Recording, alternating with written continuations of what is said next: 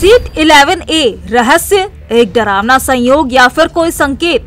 ये बात इसलिए भी क्योंकि 2 विमान हादसे, एक ही सीट नंबर, कैसे बची 2 यात्रियों की जान? अब ऐसा कैसे हुआ उसके बारे में बताएंगे, लेकिन इसके पहले ये जान लीजिए कि 242 लोगों में विश्वास कुमार कैसे बचे। अहमदाबाद से लंदन जा रहा एयर इंडिया का विमान 12 जून को क्रैश हो गया था, जिसमें 242 लोग सवार थे, जिनमें 241 लोगों की मौत हो जाती है और एक यात्री की जान बच जाती है, जो किसी चमत्कार से कम नहीं है। इस जिंदा बचे शख्स का नाम विश्वास कुमार रमेश है। लेकिन ये कोई पहला प्लेन क्रैश नहीं है। इसके पहले भी ऐसा प्लेन क्रैश 27 साल पहले 1998 में हुआ था, जिसमें विश्वास कुमार रमेश की तरह जेम्स रुवांगसाक लोएचुसाक विमान दुर्घटना का शिकार हुए थे और विश्वास कुमार की तरह बच गए थे। विश्वास कुमार की सीट नंबर 11A था। ये फ्लाइट के उड़ान भरने के चंद सेकंड बाद हुए इस भयानक हादसे में एक यात्री का बचना किसी चमत्कार से कम नहीं है और ये कोई पहली बार नहीं हुआ। इसके पहले भी ऐसा ही इस सीट से जुड़ा चमत्कार देखने को मिला था। इस दुर्घटना में 101 लोग मारे गए थे।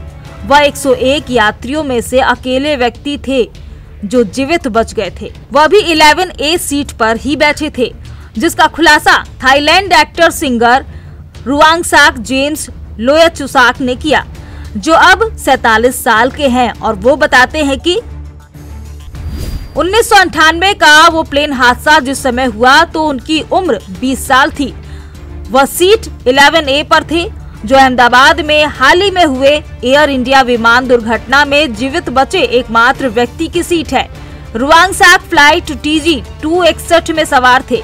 ये उतरते समय दलदल में जा गिरी थी। इस दुर्घटना में केवल 45 लोग ही बच पाए। इस दुर्घटना के बाद मैं इतना आहत हुआ था कि मैंने लगभग 10 साल तक कोई विमान यात्रा नहीं की। उन्होंने बताया कि जब उन्होंने एयर इंडिया दुर्घटना में जीवित बचे एकमात्र व्यक्ति रमेश विश्वास कुमार की सीट संख्या देखी तो उनके रोंगटे खड़े हो गए।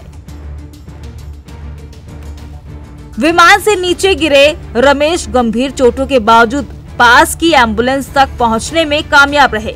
डॉक्टरों ने बताया कि वह भ्रमित थे और दर्द में थे, लेकिन उनकी हालत सामान्य थी।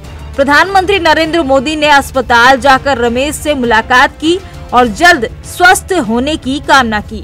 लेकिन इस प्लेन क्रैश के बाद देश में शोक का माहौल है और लोग यही दुआ कर रहे हैं कि जिन्होंने अपने परिवार के लोगों को खोया है, उन्हें ये सहन करने की क्षमता दें। फिलहाल रेस्क्यू ऑपरेशन जारी है। देखने वाली बात ये होगी कि अब एयरलाइन के अधिकारी सुरक्षा व्यवस्था के कैसे इंतजाम करते हैं और कोई भी खराबी पर कैसे एक्शन लेते हैं, ये तो आने वाले समय में पता चलेगा। Desk report GMD news.